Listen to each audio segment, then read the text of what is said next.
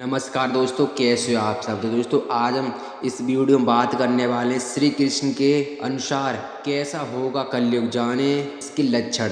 हिंदू धर्म ग्रंथों के अनुसार वर्तमान में कलयुग चल रहा है। इस कलयुग के देव हनुमान जी व श्री कृष्ण माने जाते हैं, जबकि दृश्य देवों में केवल सूर्यदेव शामिल हैं। माना जाता है कि कलयुग में भगवान धर्म की स्थापना के लिए कल के अवतार लेंगे।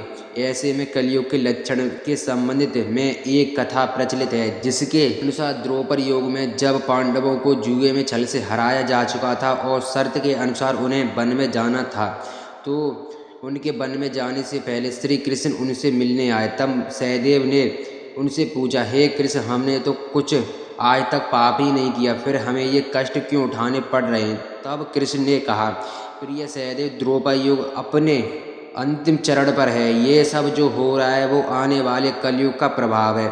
इस पर युधिष्ठिर ने आचार्य से पूछा, वासुदेव, कलयुग तो अभी आया ही नहीं और उसका इतना भयंकर परिणाम जब कलयुग प्रारंभ हो जाएगा तो क्या होगा।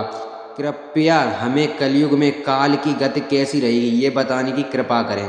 इस पर श्री कृष्ण ने कहा, आप सभी भाई वन में जाइए और जो भी दिखे आकर मुझे बताइए। उसी आधार पर मैं आपको कलयुग की गति बताऊंगा। श्री कृष्ण ने ऐसा कहने पर पांचों भाइयों को वन में अलग अलग दिशा में चले गए। कुछ समय बाद सभी लौटे तो आचार्य से भरे हुए थे। कृष्ण ने मुस्कुराते हुए कहा, अब आप लोग एक एक करके बताइए कि आपने क्या क्या देखा। तब सभी भाइयों ने अपने अनुभव बताए।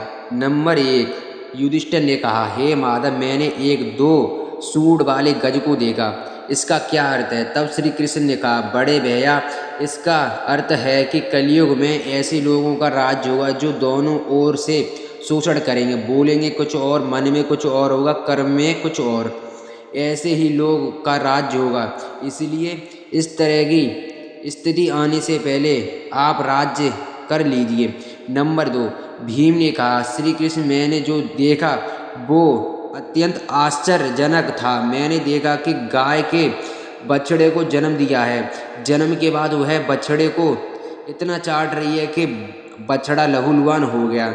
इस पर श्री कृष्ण ने कहा, मजले भैया, इसका अर्थ ये है कि कलयुग का मनुष्य अपने पुत्र पौत्र का आवश्यकता से अधिक लाड करेगा। उनकी अपनी संतानों के प्रति ममता इतनी बढ़ जाएगी कि उनकी संतानों को अपने विकास का अवसर ही नहीं मिलेगा। मोह माया में ही घर बर्बाद हो जाएगा। किसी का बेटा घर छोड़कर साधु बने तो हजारों व्यक्ति दर्शन करेंगे, किंतु यदि अपना बेटा साधु बनता है तो रोएंगे कि मेरे बेटे का क्या होगा।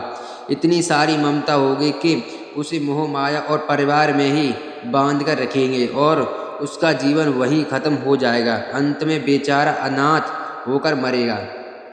नंबर 3, अर्जुन ने कहा, हे माधव, मैंने जो देखा वो इससे भी कहीं ज़्यादा आश्चर्यजनक था। मैंने देखा कि एक पक्षी के पैर पर वेद की ऋचाएं लिखी हुई थी और वह पक्षी मुर्दे का मांस खा रहा था। इसका क्या अर्थ है। अब श्री कृष्ण ने मुस्कुराते हुए कहा, पार्थ, कलयुग में ऐसे लोग रहेंगे जो बड़े ज्ञानी और ध्यानी कहलाएंगे। वे ज्ञान की चर्चा तो करेंगे लेकिन उनके आचरण राक्षसी होंगे। बड़े पंडित और बुद्धिमान कहलाएंगे किंतु वे यही देखते रहेंगे कि कौन सा मनुष्य मरे और हमारे नाम से संपत्ति कर जाए।